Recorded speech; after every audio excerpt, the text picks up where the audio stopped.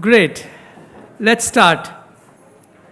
A brief intro on the session. So we have an exciting format of an interview for this session with Professor Mark Eddy, who is the editor of the soon-to-be-published Handbook of Professional Youth Mentoring. The handbook is a unique effort with close to 50 invited articles and chapters. It explores the potential of a model of mentoring for at-risk youth that emphasizes long-term mentoring support, not just through volunteers, but through mentors who are paid. Mentor Together has written a chapter in this book on mentoring in India. Allow me to introduce our speakers. Dr. Mark Eddy, Professor of Educational Psychology, University of Texas. Dr. Eddy's work as a prevention scientist has a focus on designing and testing interventions for children and families in high-stress situations. He has studied a professional mentoring program, which is illustrated in the book for close to 20 years now. He will be interviewed by Archana Chauhan, who is the Associate Director, Mentor Together. Archana has a rich career in the development sector, spanning close to 2 decades across fields of palliative care, adolescents girls program, and now over the last 7 years at Mentor Together. Archana has led in designing and delivering our school and college-based mentoring programs to youth across India.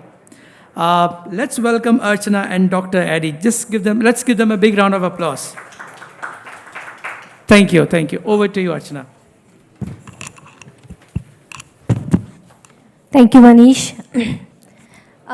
So I'll quickly put some context to what we are going to discuss and learn from Mark today. Often when we look at mentoring programs, the volunteers that we work with are someone who has the motivation to support a young person, guide young person, generally without any remuneration expectation. So we usually look at volunteer as a resource which is in an honorarium capacity and who engages young person. And most of the programs, when it comes to volunteering, has been, when it comes to mentoring specifically, has seen that resource, volunteers as that resource. But at the same time, we also know that there are a couple of organizations, couple of programs which have experimented with professionals who have volunteered, who have mentored specifically, and they are paid resources, and that comes with specific objective focus of the support that children receive from such volunteers. There are programs which have studied such long-term engagement of volunteers, and Dr. Mark has an extensive work experience of researching such programs, understanding their impact. So it's a great honor, Mark, that to have you here and learn something which is very new to the context of India also. So I would like to start with first understanding, because this is a different concept about professional mentoring. So I would like to understand what is mentoring in terms of professional mentoring capacity.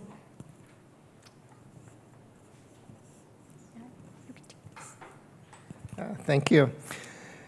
So first of all, the term professional mentoring is only used as a descriptor to differentiate it from volunteer mentoring, because my belief is that all mentors are functioning as professionals. Each of us comes to it with a profession, whether we work in the business sector, whether we're a teacher, whether we're a mother at home with our children, whether we're a grandparent that's retired, whatever it is. We all have something that marks what we do with our lives. So the intent of calling somebody a professional mentor is not to say that people that are mentoring, our mentors, are not professionals, but that most people in the United States anyway that are involved with mentoring are doing it in a volunteer capacity. So in my own life, I've been a mentor in multiple sectors. I've been a football coach. I've been, not American football, but soccer. I've been, in Boy Scouts as a Boy Scout leader. I've taught through my religious organization. So I have served as a mentor in each of those capacities, but they were all volunteer jobs that I would do in addition. So the idea of a professional mentor in this context, in this discussion, is that somebody who is working as a mentor full-time. That's their job.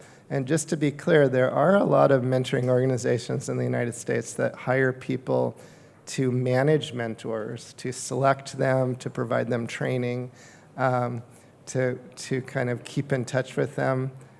That's not the kind of person I'm talking about. I'm talking about somebody who actually, their only job is to be a mentor.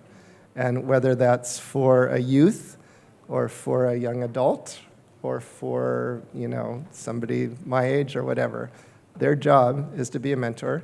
And they are paid to do that work. And in the case of a program that we'll talk about some today, Friends of the Children, it's not only a stipend, but it actually is pay that is sufficient to live on that salary. So the idea is not that you do this job and then at nighttime you do an Uber and then in the morning you do something else, otherwise you can't live. The idea is that you are paid to be a mentor and that you are, it is a full-time job. It is your job. And I think many of the mentors that I know get into it because they feel some kind of calling, in their heart that this is what they're going to do. And the professional mentors that I work with do feel that. I don't feel like paying them for their work diminishes the fact that they're passionate and want to contribute to their community, want to provide service, but this allows them to do that. And many of the people that I've worked with that are professional mentors would not be able to be mentors unless they were professionals. They would have to be doing other jobs, and those jobs would not allow them to have enough time to volunteer. So most of the people that I've worked with in the United States that are volunteer mentors have good jobs, or their partners have good jobs, and they're able to do it because they're relatively well off, which then eliminates people who are not well off to be volunteers, which means that there's less diversity in the mentoring workforce, which then means that the wisdom that comes from different areas of life besides just those who have means is not part of the mentoring world, and I think that's been a real problem in the United States. So this is one way to address that issue.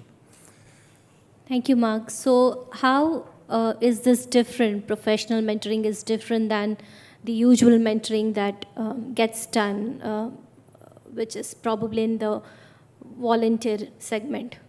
So first of all, I think the way that I've seen mentoring like this carried out so far is that the caseload that a professional mentor has is capped.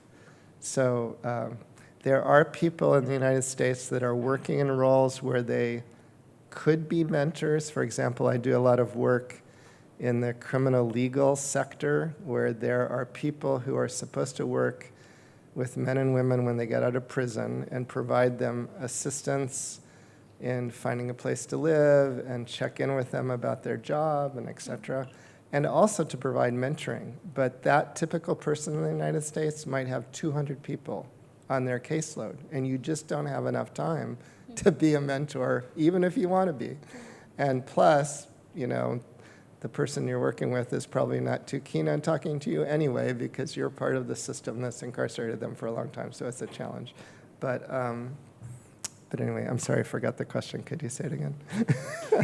No, I think, so we do understand that we just wanted to know how it is different How it's than a different. volunteering Okay. Yes, yes. mentorship. And one point I could understand is, yes, there is something like caseload, Yeah. which is pretty much where they have to know the history and the progression of the mentorship that they are doing, and of the people of the mentees assigned to them. So yeah, that's Yeah, so the typical volunteer mentor in the U.S. is either in a one-on-one program or a group-based program, but in either case, they probably have either one youth that they work with, or if they're in a group-based model, it's probably like 5 youth.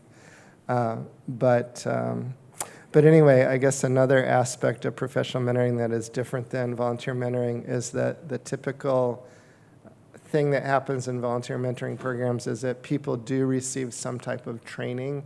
Perhaps it's a weekend training and you come in for 2 days.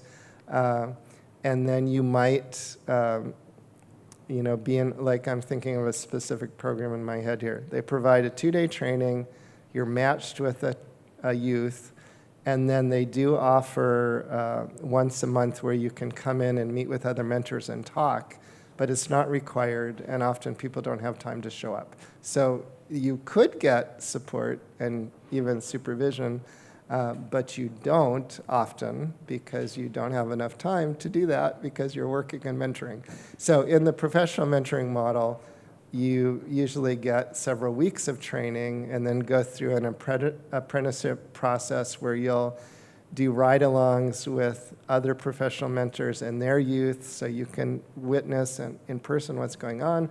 And then all of this happens before you are even matched with your kids. And then once you start meeting with the kids, then your supervisor will do ride-alongs with you and help be there to support you. And then you talk to the supervisor once a week in a meeting, and then you get together with your other mentors once a month. And so anyway, it's a much more extensive coaching process to help you understand the culture of mentoring in the organization that you're working in, and then helping you, in a sense, get more standardized with the process. And there's just not sufficient time to do that with volunteers. Right. No, it's pretty much advantageous, I feel, to the capacity and the skills of the people who are actually mentoring when they are professional mentors as compared to the volunteer mentors. Possibly the amount of training, amount of coaching which is given to the mentors in order to have like that long-term impact that we want to see is definitely one advantage. Besides this one advantage, what are the different advantage you can point out to professional mentoring against the backdrop of volunteer mentoring? Well, in both cases of the 2 programs I know that do this kind of model I'm talking about, one's in the United States, and it's in 36 different sites around the United States, predominantly in urban areas like New York or Seattle or San Francisco, but also in rural areas and in tribal nations and indigenous tribal nations in the Dakotas, etc. The main, I keep losing my track because I'm supposed to be sleeping right now, so you're going to have to keep coaching me. Sure. No. So we wanted to know what are the advantages in addition to the training that they receive, Right. which is kind of extensive. I'm sorry. It's No problem. embarrassing. Jet lag is a hard thing. No, I'm here to ensure you don't this is sleep and my answer our first time to questions meet- for sure. I've never been 12 hours off before. Yeah, so It's Mark has amazing. just recently, I think you've been here on Sunday, so yeah, we pretty much understand your jet lag. Yeah. So anyway, so the advantages, I do think the advantages are the ability to professionalize your activities as a mentor because of the training and coaching and supervision that you get on an ongoing basis, so that it does become a career rather than just a calling. And so I think in the ideal sense, it is a calling and a career, and you can do this work that you love on a full-time basis. So I do think the biggest advantage is that you as a mentor are embedded in this community of support. And then these programs are designed to work with children who really are struggling in the early part of their life. And the programs attempt to enroll 50% girls and 50% boys. Most mentoring programs that try to select children are targeting children that are probably on the acting out side of the spectrum. They're maybe having attention problems. They're probably disobedient at home and at school. They may be fighting with their peers. That's kind of the typical child in the US that might end up in a mentoring program, and many of those kids are boys. And so, but there are boys, there are some girls like that. There are boys and girls that also are more withdrawn and depressed and have struggled with, for example, neglect and abuse in their home situation, and their response to their life is not acting out, but it's internalizing things. So these programs, I think, bring in a wider net of people, boys and girls, so there's equity there, and they also bring in a wider set of issues, which then creates new challenges for mentors, and they need more input and support, not only from their supervisors, but also from, if needed, mental health professionals that can work with them and do consulting. So I do think the advantage of the program is for if you're working with children that are really struggling and need to figure out how to get on a different path in their life. And if you want to have a stable mentor that's going to stick around in these more extreme situations, you do need more support like this, because another problem that a lot of mentoring programs have is that there's high turnover rate. And a lot of the volunteer programs only last about a year or so anyway, often maybe 9 months during the school year. But the two professional mentoring programs I know aspire to work with kids for 12 years.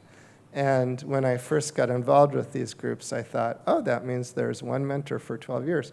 In the work in Finland, that is true.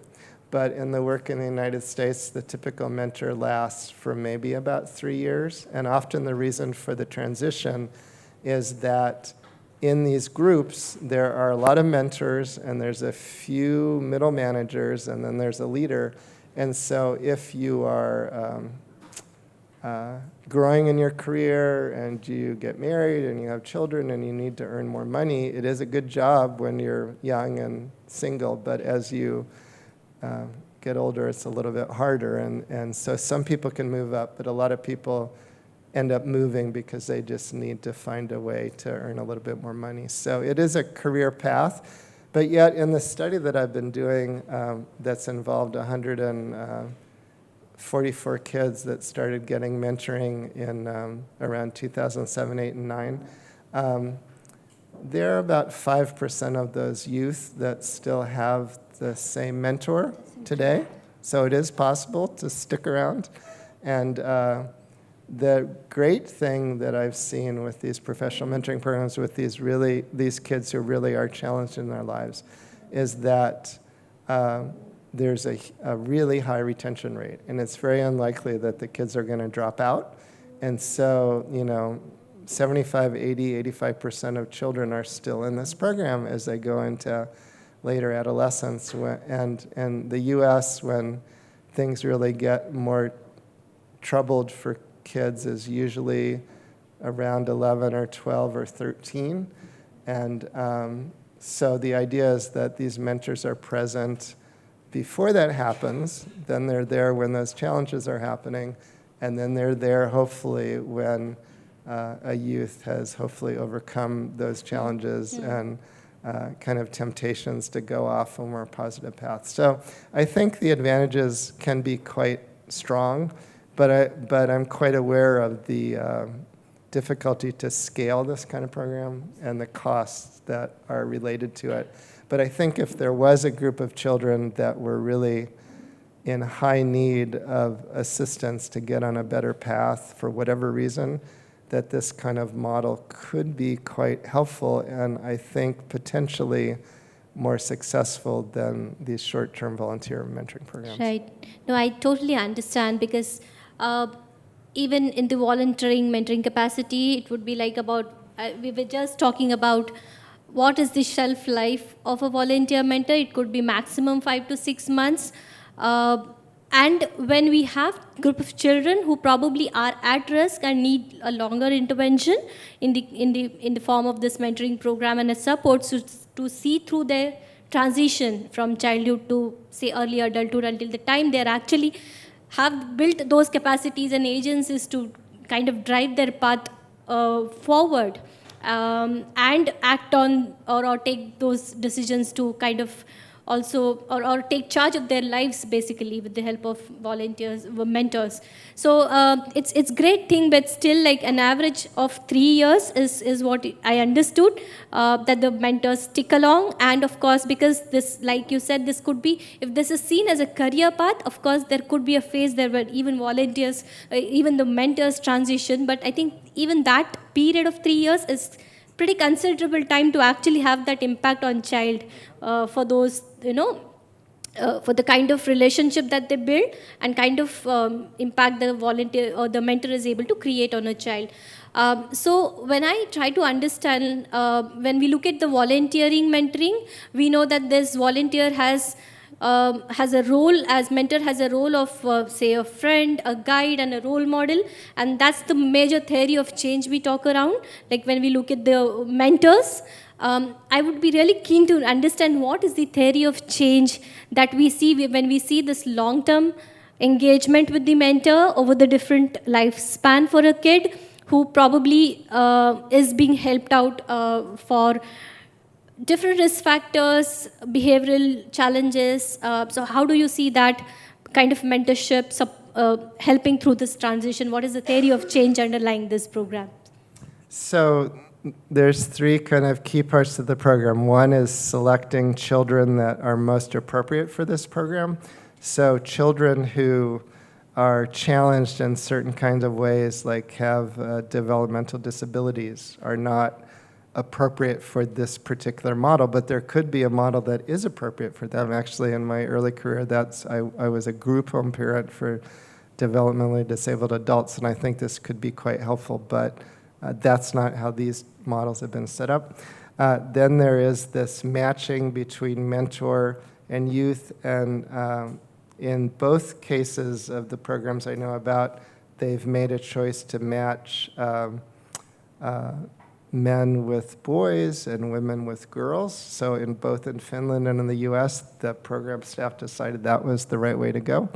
And then there's this issue that there are multiple mentors in each of these organizations and multiple youth, and the youth are clustered within mentors. So a mentor in the more mature organizations, like one in Portland that has about 400 youth at any given time, there may be new mentors have 8 children, and maybe there's some mentors that have been around longer that have some other duties in the organization. They might have 3 children that they work with or whatever. But anyway, all of those adult mentors and the youth become part of this community that does activities together. And the advantage there is that these children first get to meet the other members of the community when they're 5 and 6 years old. And they're supported by a mentor, but then all the kids around them are also supported by a mentor. So you have these adults in their lives that they get to know that are more than just their mentor, and there's multiple possibilities because they do some things together to have input. I would say like a social scaffolding that's built about surrounds the child, that is built on relationships with adults who do not expect something from them. So mentoring in other contexts, like sports, for example, can get kind of complicated, especially in the US, because there's this desire to win, you know. And so how a coach may work as a mentor with a given child is going to be quite different than how a professional mentoring person who's not in sports is going to work with that child. On the other hand, in Finland, when I visited this program, their professional mentors are embedded within a sports team. But these sports teams are not intended to be highly competitive club teams.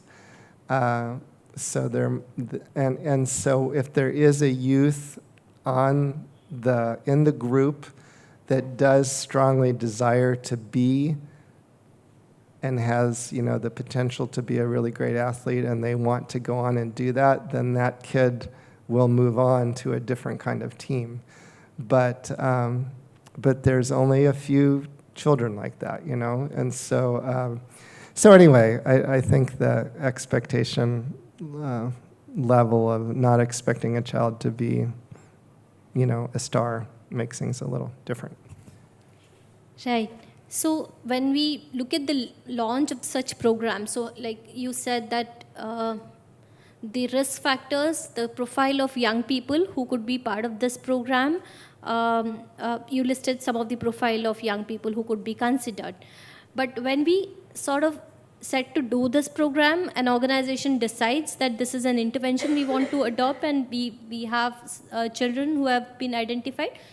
How do they go about starting this program? So how do we launch that program?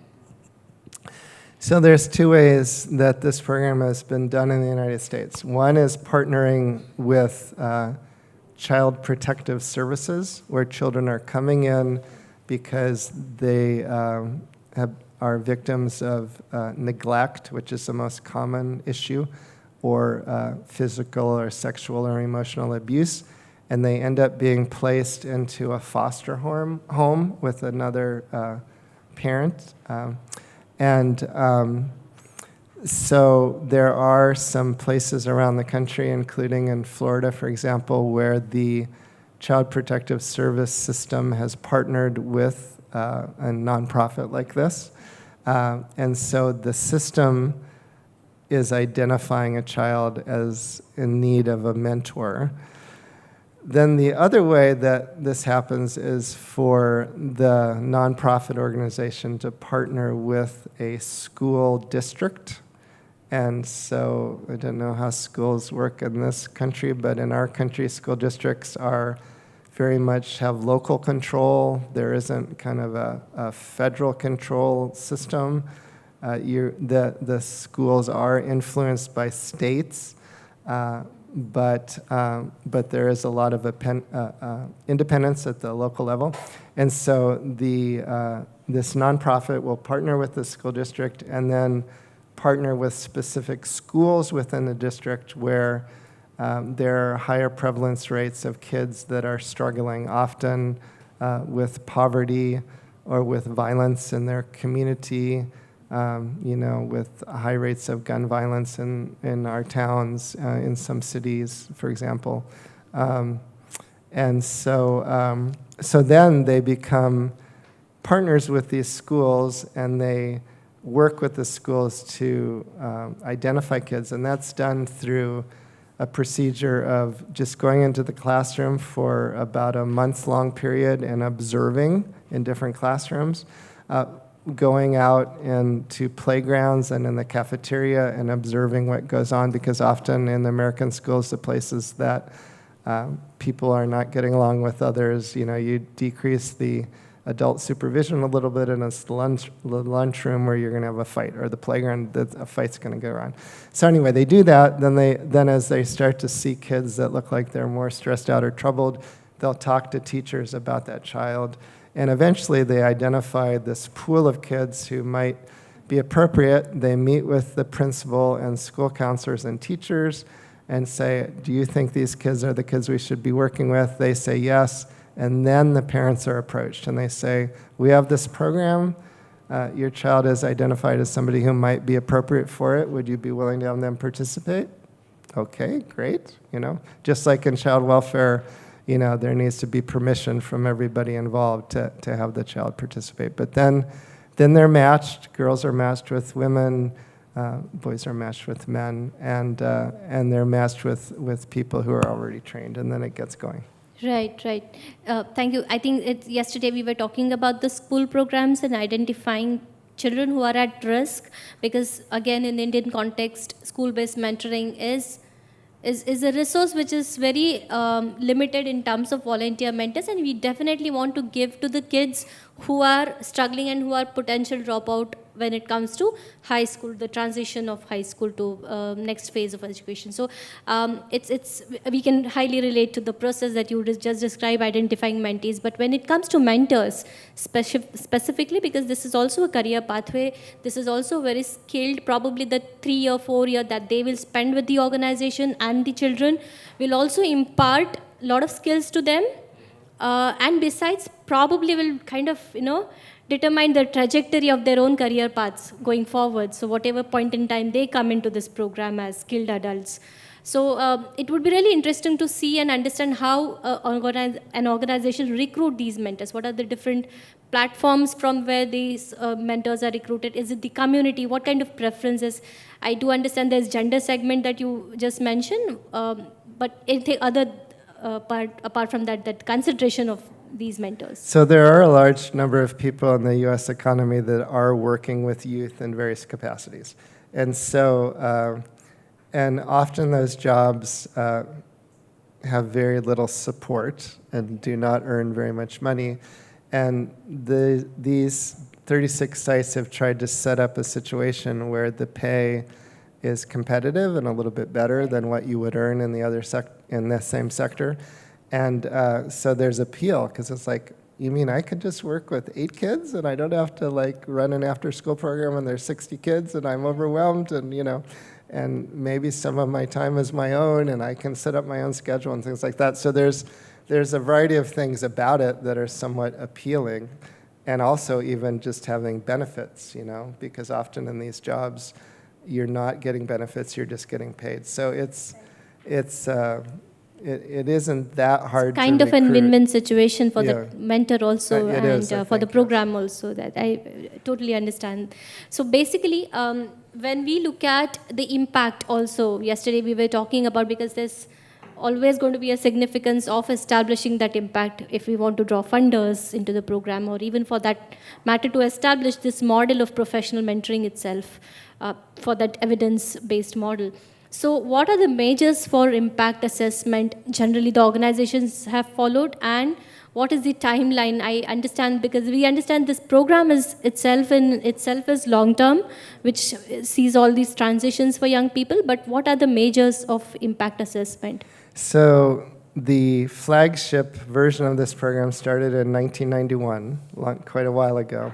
And from the beginning, they were very interested in doing a randomized controlled trial, if any of you heard me talk about that. So they wanted to do a very scientifically rigorous study, but having one work for a study that goes on for 12 and a half years and then following that is very difficult. So anyway, for the first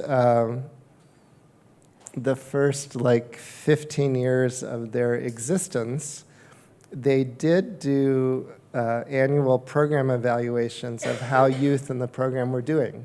And they would hire an outside group to come in, so as independent evaluation, and they would ask youth and parents and other caregivers and mentors to fill out forms, and they would collect school records data from the schools, so about attendance, about grades, about things like that. And so they did, when I first met them, they did have this database on what was happening with their children. The difficulty with that data was that they didn't know anything about the kids who had left them. They only knew something about the kids who stayed with them. And that gives you kind of a skewed viewpoint on your success, unless you magically somehow manage to keep everybody, which is very difficult. And so and especially in the early days as they were kind of working all this out. So anyway, they really wanted to do this randomized controlled trial, and they really wanted to follow these children all the way through the program and then into young adulthood, and they had to figure out how. And so they were having trouble getting that funded, and they were referred to me and knew that I had done these kind of studies before. And so we started working together, and they really were, when in those early conversations, most interested in the long-term impacts and employment and graduation from high school, in not having a child as a teen, in staying out of the juvenile justice system, because in the United States, once you get involved in that system, it greatly increases your risk then of being involved in the adult criminal justice system. So they're trying to have impacts of public health significance that you cannot pick up, when you just do assess a kid when they're 7, 8, 9, 10, et cetera. And so, but I said to them, great, but it also is important to be really clear about what your desired outcomes are along the way that are then supposed to increase the chance that you'll be less likely to have, to become a teen parent, more likely to graduate from high school, less likely to start being involved in delinquent and criminal behavior and get involved with the justice system. So we did work together on kind of specifying this, this theory of change for how the program worked. And so along the way I said, well, what is it that you're doing exactly to make a difference on these things? I know you value relationships, and my feeling is that whether we're talking about being a mentor or a parent, that a positive relationship is a necessary but not sufficient condition to help our children that we are caring for and care about and love, to get where they need to go. It's part of it, but there are other things you have to do too, right? And so anyway, we talked about, what is it that mentors do? So they do have a variety of tasks that they've come up with, that they're supposed to be supporting, the development of social and emotional skills, the development of healthy living skills, life skills, academic competence, all this stuff. And so I said, okay, great, that sounds good. Now, what specifically are you doing, And so anyway, I think whenever you're an organization and you're working with somebody from the outside and they come in and they're new, they can ask you all kinds of questions and say, what's going on here? How are you doing this? So anyway, they do provide training for their mentors to do a variety of things related to each of these desired outcomes.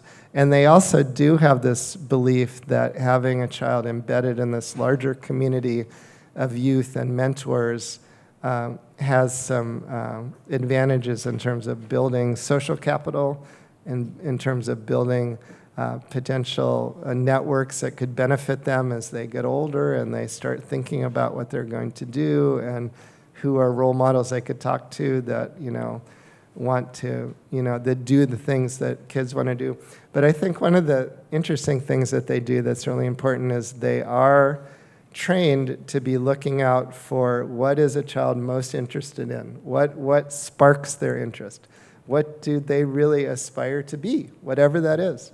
And then the mentor's job is to try to help facilitate experiences that will help that child learn more about that, what that is, whether that's school, whether it's chess, whether it's academics, whether it's, music, whatever it is, And so, and because these mentors are spending, 2-3 hours a week with the kids every week in and week out, 52 weeks a year, et cetera, et cetera. That's an incredible amount of time that these mentors get to spend with the children, and definitely it will lead to the impact that we want to see in these children.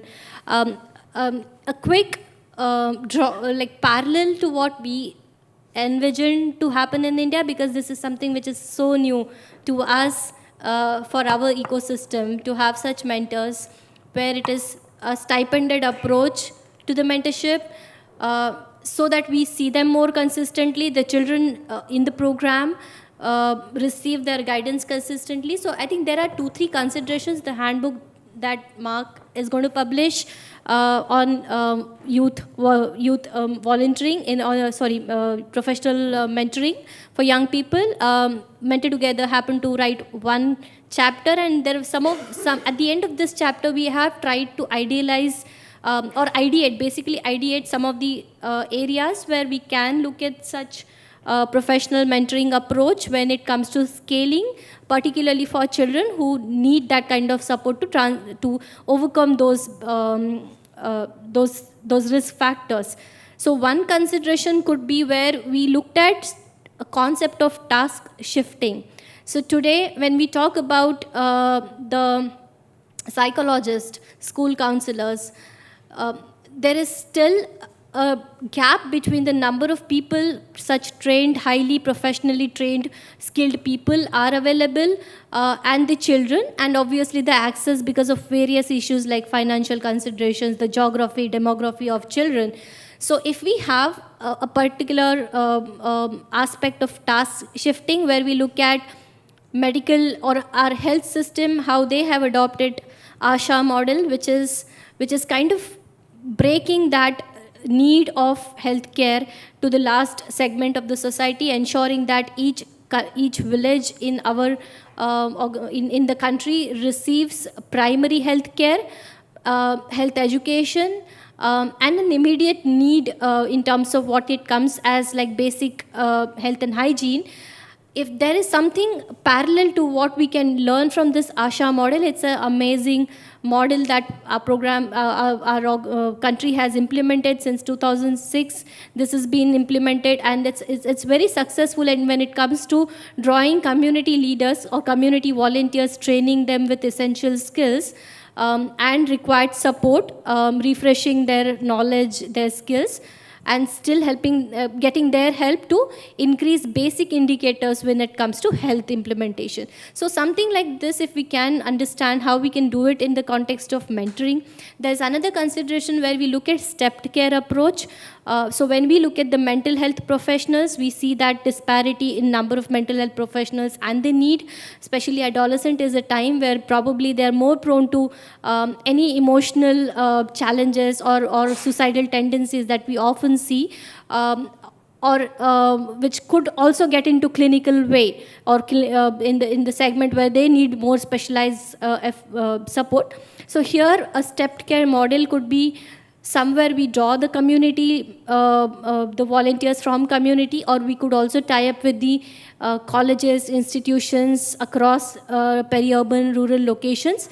We can adopt a similar professional mentoring approach where we can look at the stipended approach of these college students, where it's a win-win situation. We know that they probably will not stay longer in that profession. In 3-4 years, they also might progress or aspire for something different, but this could also be a foundation for them to get into any humanitarian and different career aspirations which are serving humanity, or they build, this particular approach builds skills for them to work with the communities and children. The third is where we actually look at caseworkers approach. Many organizations have professional social workers who are working, and then mainly when we look at CCIs, institutionalized children, it has really proved well to have that person consistently. There's a caseload, there are number of mentees, number of young people whom they see for a longer duration. And they know their progression, and they plug in these components like aspiration building, skills, socio-emotional skills learning. But at the foundation of that is the community, which is also built by a mentor, the professional mentor or the social worker, so to say, who sees them often and more frequently and consistently. I think these are some of the considerations we could see. We'll leave it to the audience. If there are any questions, we'll be happy to, Mark will be happy to take those questions. Yes. I'll give you this. So I have two questions. One is about retention of the long-term professional mentors. So I work with children and young adults on a daily basis at work, and I love it. I also volunteer to mentor a group of neurodivergent kids from extremely vulnerable backgrounds, and I've often thought about it as to how of taking it up as a career would be something that I'm very hesitant about, is because I see them once a week and I'm very excited about it, and they are also excited about it, and there is a challenge of how to approach. And so when I think of it as like a full-time approach, I'm hesitant or unsure about like how I as a person would be able to bring the same excitement to the table every day with that challenges. And that is what I was thinking of, in terms of these professional mentors, despite the training and everything that they have, with the increased amount of caseload, do you happen to see something like an empathy burnout or like an emotional burnout happening? So because I see that connecting to that is my second question with respect to these. First one, and then. Yeah, so, I think in any helping profession, that kind of what you're talking about, I guess one frame is compassion fatigue, is an issue whether you're a nurse or a psychologist or a teacher or, whatever your role is. In fact, I'm working on the Texas-Mexico border in the U.S. right now with a school district, and the main focus is on how can we work with teachers who are really overwhelmed and are having this issue. So that does happen, and there are some people who get hired who I think imagine that that's not going to be an issue for them, and it is.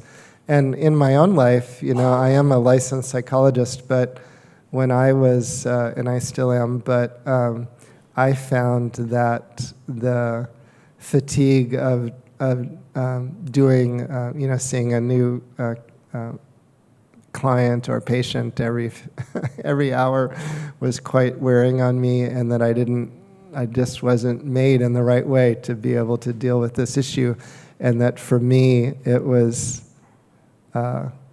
more pleasant and feasible for me to get involved in designing programs and supervising people who were working with on the front line, And so that was something I did to cope, because I did get burned out very quickly, and I would bring it home and I would feel distressed and dream about it and like, what can I do, So I don't know, not all of us are built to do this kind of work, I guess is what I'm saying, or at least I'm not. So anyway, I think, I do think this happens, but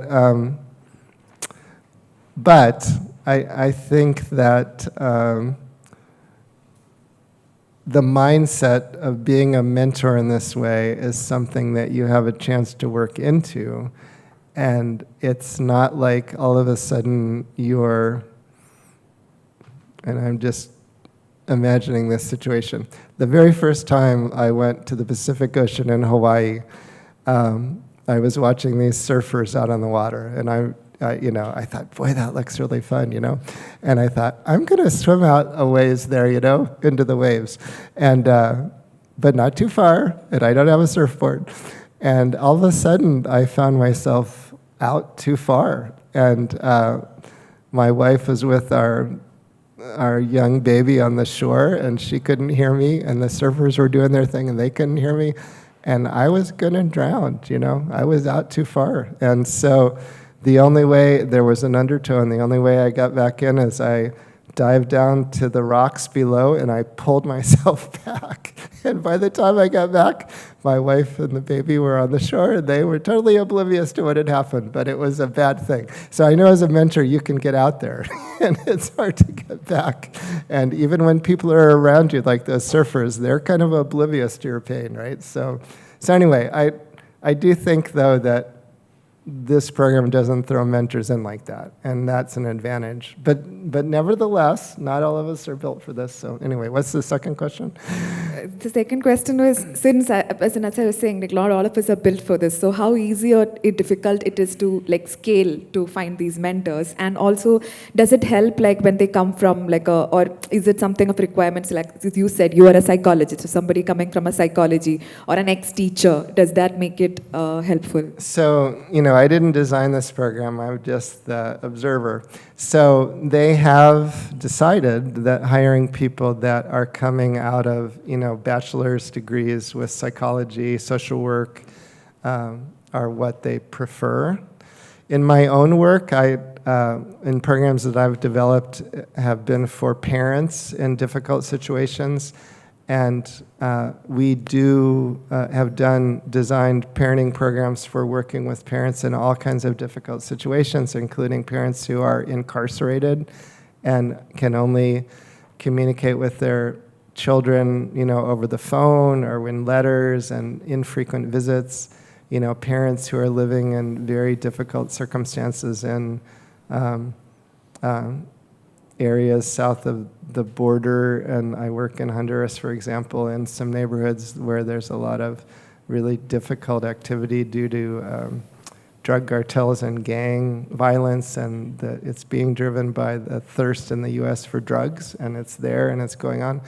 And I've found in those kind of groups that, it doesn't matter if you have a degree. It matters. All kinds of other things matter. And so, that's probably where I would start in my head, but that isn't where these folks have started. And so they do prefer people who have some training and in social services and in some way or another. And they have been doing that from the beginning, and they're happy with that. So it seems to be working for them. So anyway. There's a second question. Yeah.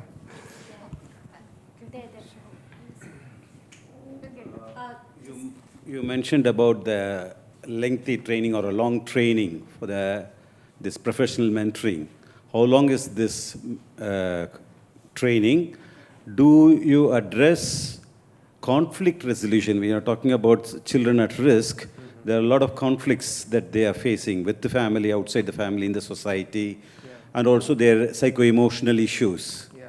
Is it part of the content of the course? Yeah, so the training that this organization has developed does go into all the ins and outs of what it's like to be present in a child's life, including the things that you mentioned. And it used to be that the training pre-COVID was 1 week in person at the flagship site, so everybody would go to Portland, Oregon, which is where this started, and they would get the training there from people from there who'd been doing this for a long time. And during COVID, they went to this online training, and they kind of went all in on that. And so they've now been investing in both synchronous training that happens, over Zoom and people are interacting, as well as asynchronous components where there's videos and other materials they work through. And that's kind of their new thing, so they're just working on that. But there are components that you just mentioned and many others that, are congruent anyway with what I would think would be important from the research literature to address. But the issues you'd mentioned are there. So it remains to be seen how that's going to work. But regardless, that's the initial training. And then the ongoing training is in the presence of their nonprofit. And the nonprofits are spread around the country. And so it's not just that they only get the online training, they also have in-person training that, people that come in several times a year to provide very specific training. So for example, I was not able to go to a training that I set up for my students in a specific evidence-based mental health program for schools because I was on an airplane to India. But we had 30 students that attended a 2-day workshop where we brought in people from another state to provide training. And this group often does that, where they'll bring in an expert that's really known for something, including issues that you mentioned.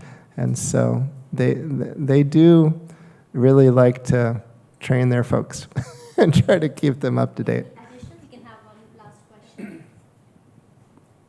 Hi.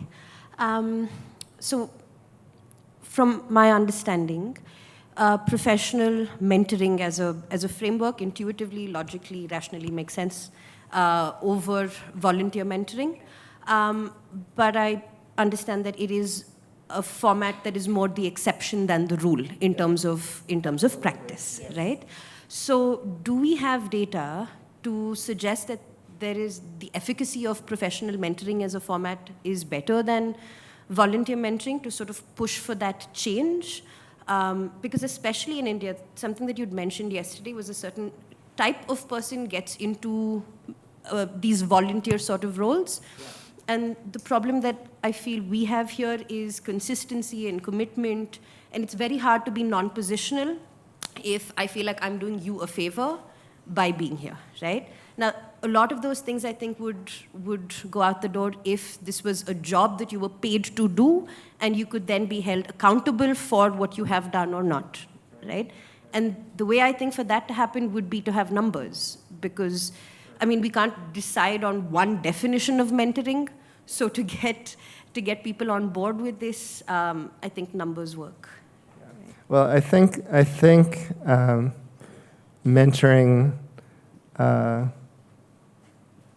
The only way that I think the mentoring world can work is by recognizing that mentoring takes place in all kinds of ways, all kinds of relationships, and that the vast majority of mentoring that happens is in natural mentoring relationships that you have with adults in your life, and that by definition is unpaid because they're there. They're your priest or your minister or your teacher or, your coach or your neighbor, or your uncle or your aunt or whatever. And so I don't see professional mentoring as being a replacement for that in any way. And then there are these volunteer mentoring programs that mostly in the U.S. have been developed because with the impression that some children lack those people in their lives. And some do, but kids are resilient, and there are often all kinds of people in their lives that often organizations aren't aware of. So it's not like they're just out there, although there are some kids that are. So anyway, I see the professional mentoring idea as something that could be very helpful in certain kinds of situations that youth are in, but what the situations are probably would vary quite dramatically from community to community, from culture to culture, and what the role of that professional mentor would be would also vary quite dramatically depending on the issue at hand. So there are no studies that have been done that have compared a professional mentor in the way I've described it to a volunteer mentor. And I right now am just wrapping up the first long-term study of this kind of program. And the reason that I wanted to do this book is that it is a novel way of thinking about it, and I felt like I don't know what the answer is. Does it work or not? We're doing those analyses in the coming months. But I felt like it would be useful to have a book out there that somebody could refer to before they read the outcome papers and understand whether we find a positive impact or not. Like, this is the idea. And, the way that science works is that one finding is nothing. You need many, many findings, right? So you find that a program looks successful, okay, do it again, and then do it again, and then do it again. And unless you do it again over and over again, we don't really know it's that successful. And then there are those other questions that I mentioned if you were in the plenary this morning, is that even in that case, you still then need to look at, like, okay, who was it successful for, in all kinds of other contexts.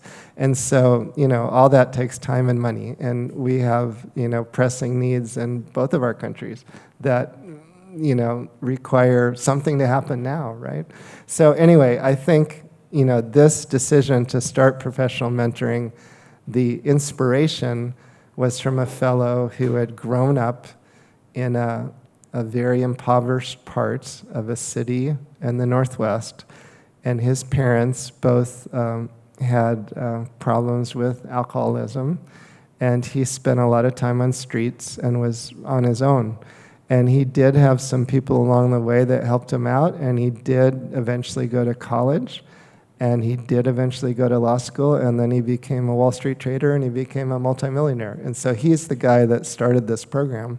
But he started it in association with a friend of his who was a clinical psychologist who ran a large treatment center for youth in Oregon, and specifically youth who were involved with juvenile justice. And so Orrin and Duncan were part of a state committee that gave out money to promote the prevention of problems in the state for youth.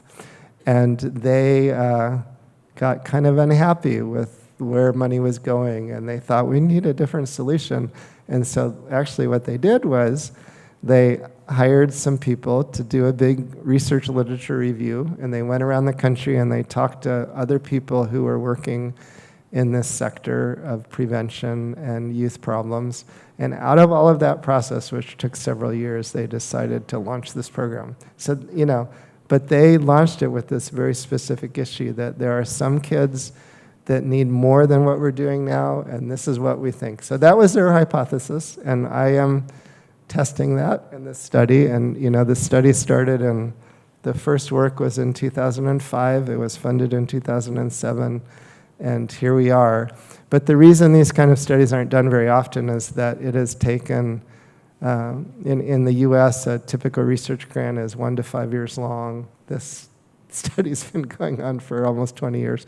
So anyway, it's because kids came in at different points in time. So anyway, it's hard to do these things. And so, but because of this great community of support that me and my collaborators have had, we've managed to pull it off and get to this point. So we don't have the answer yet, but unfortunately, I agree with you, those data are needed, which is why we're doing this thing.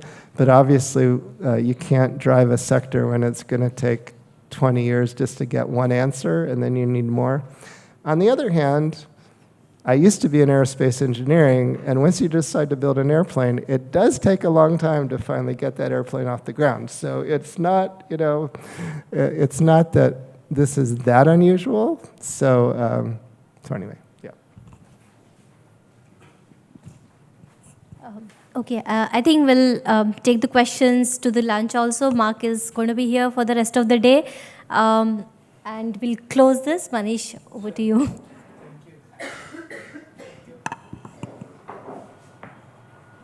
Hello. Yeah. Thank you so much, Dr. Eddie, and thank you, Archana, for sharing